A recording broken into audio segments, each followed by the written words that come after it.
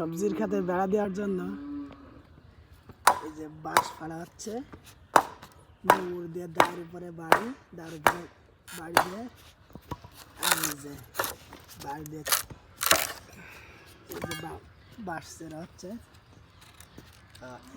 এবার সম্ভবত হ্যাঁ এইভাবে পুরোটা বাঁশটা চিরে এই বাঁশ দিয়ে আবার সবজির খেতে বেড়া দেবো।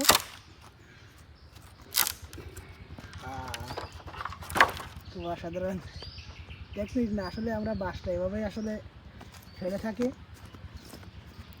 এই যে এখান থেকে এসে একটু বেলাইজ হয়ে যাওয়ার কারণে এখানে আবার বাঁশ আবার দা লাগিয়ে হচ্ছে না।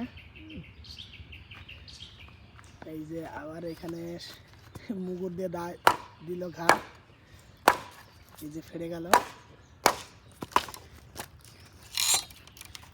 এবার টান দিবে, ফেটে গেল, আবারও দাঁড় প্রয়োজন হচ্ছে।